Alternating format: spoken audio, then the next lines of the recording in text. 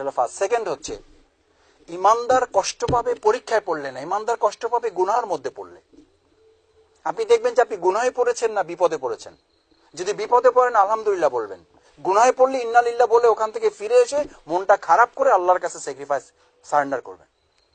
Second thing হচ্ছে যাকে আল্লাহ ভালোবাসেন তাকে বিপদে ফেলেন, আর যার অকল্যাণ আল্লাহ নির্ধারিত করেন তাকে আল্লাহ কোথায় ফেলেন? গুনাহের মধ্যে ফেলেন। আপনার থিঙ্কিংটা হবে আজকে সারাদিন আপনি কোনো কাজ করতে পারেন, এটা মন খারাপ না। আপনার মন খারাপ হবে আজকে জোহরের নামাজ আপনি জামাতের সাথে আদায় করতে পারেন না, আপনার মনটা খুব খারাপ থাকবে। আপনার ফজরের পর উঠে মন খারাপ থাকবে আজকে কোরআন তেলাওয়াত করতে পারেন নাই। আপনার মন খারাপ থাকবে আপনি এই সপ্তাহে একদিনও তাহাজ্জুদই পড়তে পারেন নাই। আপনি পুরো এই মাসে মন খারাপ থাকবে আপনি দুটো একটা নফল রোজা আপনি রাখতেই পারেন নাই। এটার জন্য আপনার মন খারাপ থাকবে। আপনার এই জন্য মন খারাপ থাকবে না যে আগে 15টা মামলা ছিল, আমার মামলা 16টা হয়ে গেছে, 2টা মামলার চার্জশিট হয়ে গেছে, 3টা মামলার সাক্ষী শুরু হয়ে গেছে, একটা মামলার তো অলরেডি রায় ঘোষণা করে দেবে। এগুলো নিয়ে আপনার কোনো টেনশন হবে না, এটা নিয়ে আপনার কোনো দুঃখ হবে না, এটা নিয়ে আপনার কোনো কষ্ট হবে না। আপনার কষ্ট হবে আপনি কোরআন তেলাওয়াত 30 দিন করতে পেরেছেন কিনা। আপনার কষ্ট হবে আপনি জামাতে 5 ওয়াক্ত নামাজ পড়তে পারছেন কিনা। আপনার কষ্ট হবে আপনি চোখের স্যাক্রিফাইস, চোখের কোরবানি আপনি করতে পেরেছেন কিনা। চোখ বলেছিল এটা দেখো, আপনি বলেছেন এটা দেখা যাবে না। কোরবানি খালি শেখ হাসিনার সাথে না, কোরবানি first. You are the first. Awami League first হয়ে গেছে। আওয়ামী লীগ আমাদের ফার্স্ট প্রতিপক্ষ।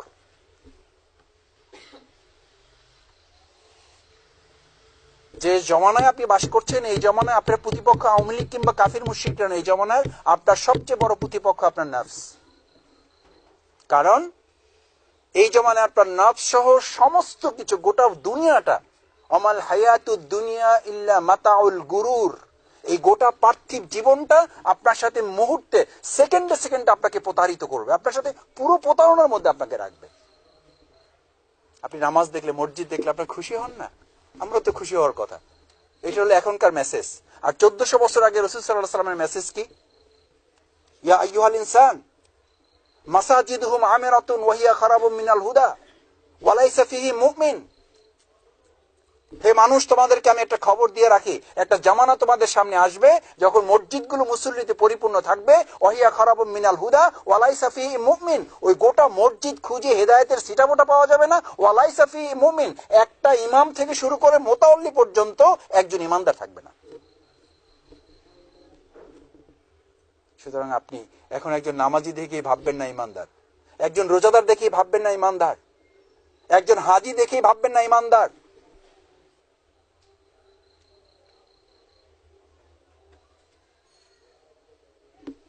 সেজন্য ইসলামী আন্দোলনের কর্মীদের মাথায় দ্বিতীয় এটা রাখতে হবে যে আপনি মন খারাপ হবে, আপনার কষ্ট হবে, আপনার দুঃখ হবে গুনাহর মধ্যে পড়লে। কিসে পড়লে কষ্ট হবে না? বিপদে পড়লে কষ্ট হবে না। কেন হবে না? ওমা আসাবা মিন মুসিবাতিন ফিল আরদি ওয়ালা ফি আনফুসিকুম ইল্লা ফি কিতাবিন মিন ক্বাবলি আন নাবরাহা। বিপদ মুসিবত এগুলো সামগ্রিকভাবে পৃথিবীতে যেটা আসে এবং ব্যক্তিগতভাবে যদি কারো উপরে আসে, এটা পৃথিবী সৃষ্টিরও আগে আল্লাহ তাআলা এটা কি করেছেন?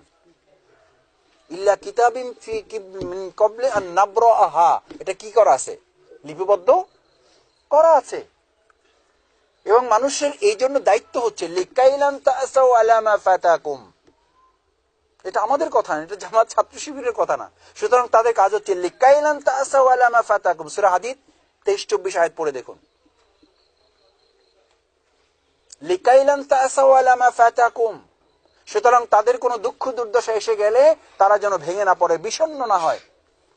ওয়ালা তাফরাহু বিমা আতাকুম, তাদের কাছে কোনো আনন্দের সংবাদ আসলে তারা যেন উল্লসিত হয়ে না পড়ে।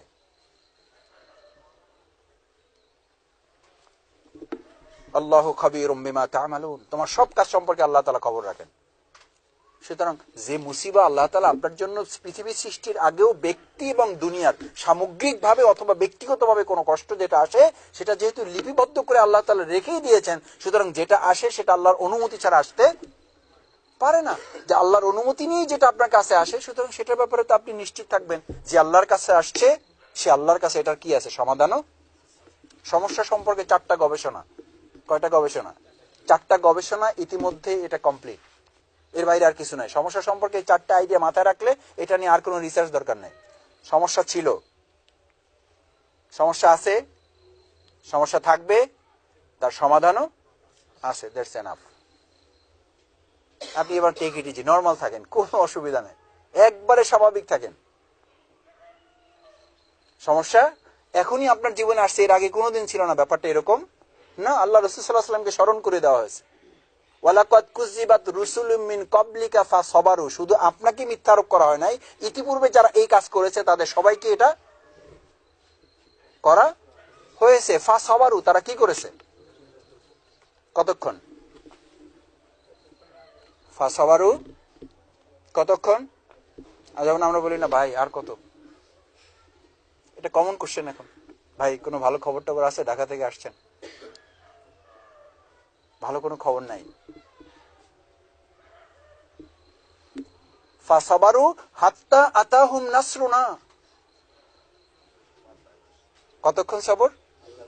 যতক্ষণ আল্লাহ সাহায্য। তার মানে আপনি এখনো সাহায্য পান নাই, তার অর্থ হলো আপনি এখনো আল্লাহ সাহায্য পাওয়ার উপযুক্ত করে, আপনাকে, আমাদের দলকে আমরা উপযুক্ত করে গড়ে তুলতে। সুতরাং কি করতে হবে? কি করতে হবে? ফাসাবারু। কতক্ষণ? এবার কোশ্চেনের জবাব এই কেন্দ্রীয় নেতৃবৃন্দের কাছ থেকে পাওয়ার দরকার নেই। এটা কোথায় আছে? কোরআনে আছে। সূরা আনাম পড়ুন, সূরা আনামে দেখুন, ফাসাবারু হাত্তা আতাহুম নাসরুনা। এই পর্যন্ত সবর করতে হবে, যতক্ষণ পর্যন্ত না তোমার কাছে আল্লাহর সাহায্য এসে পৌঁছে যায়। জুলুম, নির্যাতন, নিপীড়নে আপনি অস্থির হয়ে পড়েছেন, আমি অস্থির হয়ে পড়েছি। এই অস্থিরতা রাসূল সাল্লাল্লাহু আলাইহি ওয়াসাল্লামের সময় সাহাবীদের মধ্যেও ছিল। একজন তো এসে বলেছে, ইয়া রাসূলুল্লাহ, এই যে তরবারিটা দেখছেন, এত জুলুম, নির্যাতন, নিপীড়ন, অথচ আমার হাতে একটা তরবারি আছে, আমি কিছুই করতে পারছি না, অনুমতি দিন। এই তরবারি তাদেরকে শেষ করে ফেলবো, না হলে অনুমতি দিন, এই তরবারি দিয়ে আমি আমাকে কি করে ফেলতে চাই। তারপরে এগুলো আমার সহ্য হচ্ছে না, আমি পারছি না। এই কথা বলার লোক আমাদের সমাজে কেউ নাই। এই কথা বলার লোক প্রথম সৃষ্টি হয়েছে বগুড়া থেকে।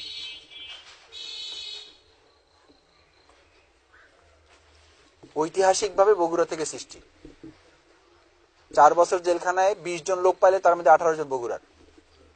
কি ভাই কয়, মাসুদ ভাই আপনাদের ওই লাইনে হবে না, 2 বছরে ডিক্লেয়ার দিয়ে দেব, 6 মাসে কাজ শেষ করে দেব, 3 মাসে কাজ শেষ করে দেব।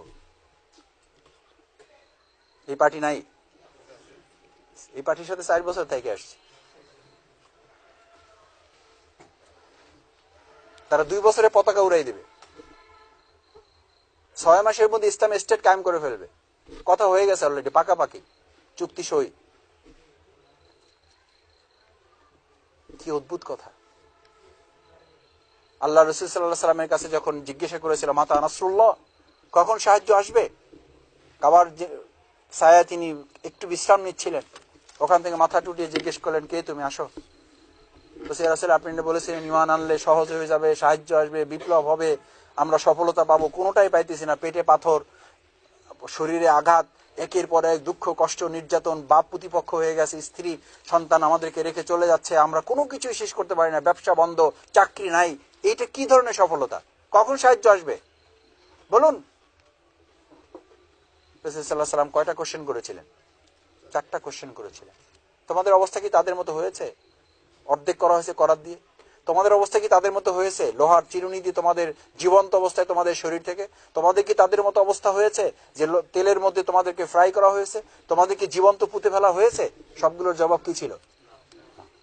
তখন আল্লাহ রাসূল দুটো শব্দ বলেছিলেন, ওয়ালাকিন্নাকুম তাস্তাজিলুন।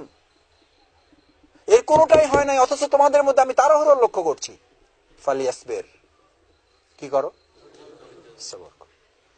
একটা সময় এমন আসবে, বগুড়া থেকে রাজশাহী, রাজশাহী থেকে ঢাকা, ঢাকা থেকে পঞ্চগড়, পঞ্চগড় থেকে টেকনাফ। তো করে দাও, যদি এখন হাদিস বর্ণনা হতো তাহলে সানা থেকে হাজরামউত হতো না, তাহলে কি হতো? টেকনাফ থেকে পঞ্চগড়, টেকনাফ থেকে তেতুলিয়া পর্যন্ত তোমরা হেঁটে যাবে, এক আল্লাহ ছাড়া আর কাউকে ভয় করতে হবে না। এই বাড়িতে প্রোগ্রাম করতে হবে না, প্রোগ্রাম হবে বগুড়া অডিটোরিয়াম। কিন্তু যে কন্ডিশন ফিল আপ করার কথা ছিল, সেই কন্ডিশন তোমরা ফিল আপ করোনি। কন্ডিশন কি ছিল? উজিবু দাওয়াতাদ দাঈ ইযা দান। আমি তোমাদের প্রত্যেকটা ডাকে সাড়া দেব, বাট কন্ডিশনে যে ফালিয়াস্তাজিবুলি, আমি যখন ডাকবো আমার ডাকেও তোমরা সাড়া দাও। আমরা তার ডাকে সাড়া যথাসময় দিতে পারি নাই, না দেওয়াতে ওয়াইয়াস্তাবদিল কওমান গায়রাকুম, আমাদের উপর একটা জাতিকে চাপিয়ে দেওয়ার আল্লাহর যে ওয়াদা ছিল সেই ওয়াদা অলরেডি।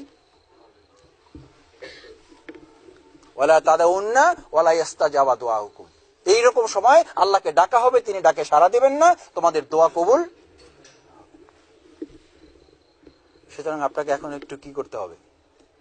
সবর করতে হবে, না হলে আল্লাহ তাআলা বলে দিয়েছেন ওয়ালা তাদুররুহু শাইআন, তোমরা আমার কোনো ক্ষতিও করতে পারবে না। চেষ্টা করে দেখেন, মানুষ যখন আটকায়ে যায় বা কোনো কিছু আটকায়ে যায়, যত বেশি লাফালাফি করে আটকানোটা আর কি হয়?